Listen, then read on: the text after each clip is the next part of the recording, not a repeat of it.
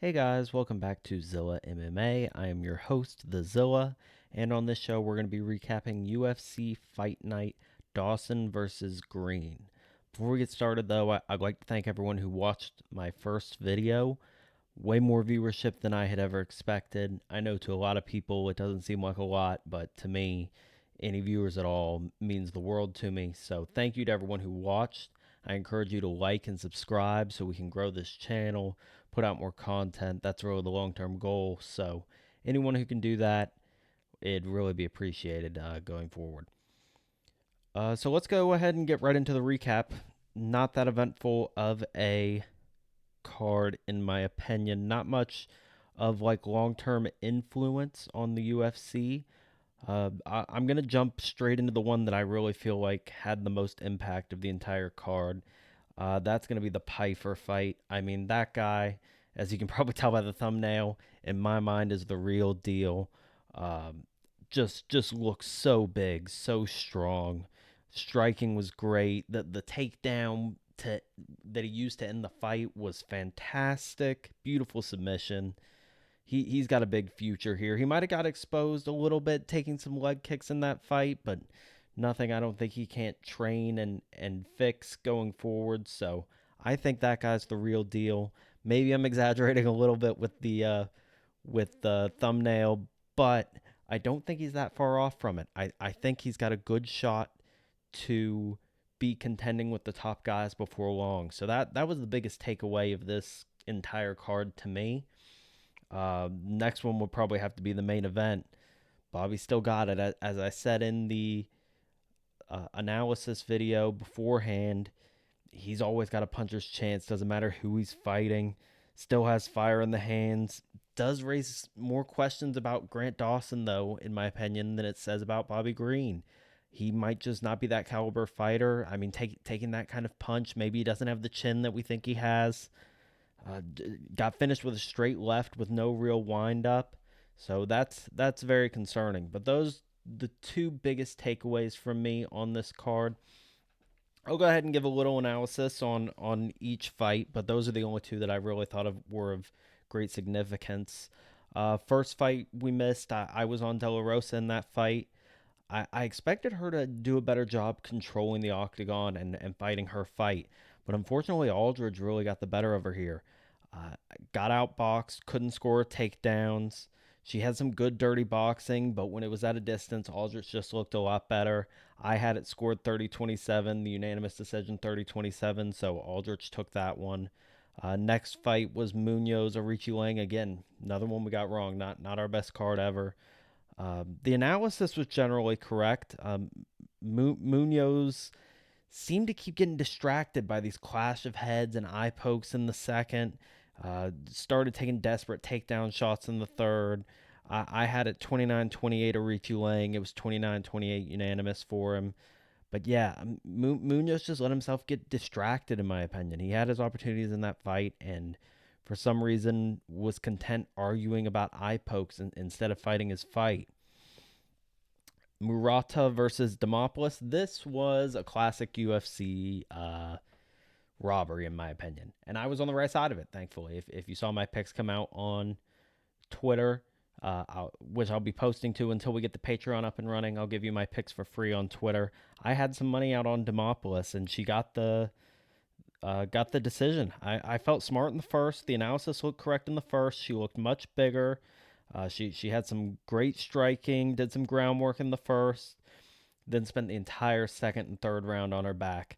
I guess an argument can be made that she was doing more work from the bottom than Murata was doing from the top. Again, a part of my analysis, if you watched it before we had these fights, is that Murata knew how to get people to the ground, didn't know how to finish it when it got there, and that was evident here. I mean, Demopoulos was able to do what she wanted from the bottom in this fight. I scored it myself 29-28 for Murata. Came out of 29-28 unanimous decision for Demopoulos, with the fight closing at minus 4,000 for Murata. So for those of you who know betting, that's no small line. But we got that one right. Got the next one wrong, which was Mendonce versus Manus. Very poor fight from Mendoza. He looked good early, but I don't know why. He kept looking for this heel hook, ate a ton of unnecessary shots, got knocked out and woke up a few times in this fight. It's just not a smart fight, not a smart strategy from him. I think he's a better fighter than that. I really don't think he was the worst fighter in this bout, but Manus took this one, fought the smarter fight, so that's the result we're gonna have to live with. Going into Carolina Kovalevich versus Diana Belbita.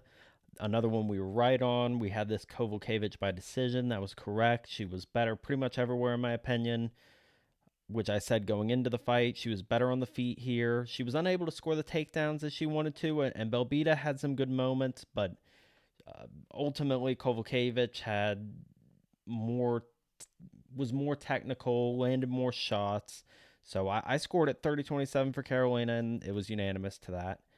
Then there's the Kutalaba versus Leans fight, which, if you watch the fights, there was a bit of a delay to start the night, and this was the reason why. This fight ended up being scratched for a medical issue for Leans, kind of becoming a trend, a little concerning with him. Read that the staff worked with him all day, tried to get this fight to go on, and for whatever reason it didn't. I still haven't gotten many details about that. Dana White did say that Kutalaba did get paid for the appearance here, but very unfortunate. I think this was one of the more entertaining matchups on this card. I was really looking forward to seeing it, so unfortunate one there. But we'll move on. Bill Algeo versus Alexander Hernandez. Algeo really used his length, sneaky power. This is something we talked about coming into this, that I thought that length would work really well for Algeo. He had some great kicks. Hernandez had some moments, looked really good after getting some time to recover from an eye poke in the second. He came out really fresh. Thought he might take that fight, but unable to use any wrestling effectively. 30-27, unanimous decision for Algeo there. So that's how that one went. Dober fight, as I said in my analysis, another one we got right here. Very made quick work of Glenn. Glenn was starting slow. Dober forced his fight, got the early knockout. That's what we were expecting. That's what we were hoping for. So good fight for us there. And then last one outside of the ones I've already given the analysis on was Jakeem Buckley versus Alex Morano. I gave Morano a fighting chance here. I really don't think it was a terrible choice to bet the dog here. He put up a decent performance, mostly correct in our analysis here. Buckley struggled to get takedowns. He was trying to get takedowns. When he did get him down, he wasn't able to do much with it. Had wild strikes, exposed himself, but he still had a great gas tank, which shocks me with as much weight as he carries, with as much muscle as he has on that frame. It shocks me how good of a gas tank he has, but he kept coming forward the entire fight, really unloaded at the end. In my opinion, this is the best Buckley's ever looked. I won't be betting against him again anytime soon if that is the type of fight he's going to be having going forward. Uh, I had it 29-27 Buckley on my scorecards. Cards came out 30-27, 30-27, 30-26. So, yeah, that's a recap of this card. Not too much news to go over outside of this card today. Give you a little information. Conor McGregor is probably the biggest thing in the news right now. Trying to get in the USADA pool. He's taking the opening steps according to Dana White. Hopefully will be in it this week. We could be looking at a return at UFC 300. That's what people are predicting for his fight against Michael Chandler. Other things going on. Bobby Green looking to get a fight against Dan Hooker. Dan Hooker, a big favorite of mine. I think that'd be an absolute war. If you saw Hooker's last fight against Turner, just one of the every time Hooker goes out there, he puts out some of the best performances in the UFC. So that'd be a real exciting one to see. Gave all my analysis on how great I think Pyfer is. I'm really looking forward to go what's going on with him. And of course, as always, we'll keep our eyes on UFC news, get other big things coming out, and get it to you. If it's important enough, we'll make a video. If not, go check us out, Zoa MMA, on Twitter as well. We're working on getting other media up, making improvements to this channel. This was just a quick video to give you a recap on what happened on this card, how our bets went, what we did. Might give you more in the future, but I think this is a good intro video. So Hopefully you enjoyed it. And as I've said, please go like and subscribe. It really helps. Again, I appreciate all the views. Hopefully we can keep that up on this video. And hoping for Wednesday to be maybe Tuesday night, Wednesday to be the release for the predictions for this upcoming card. So thanks again, guys. Really appreciate you watching. Have a great rest of your week.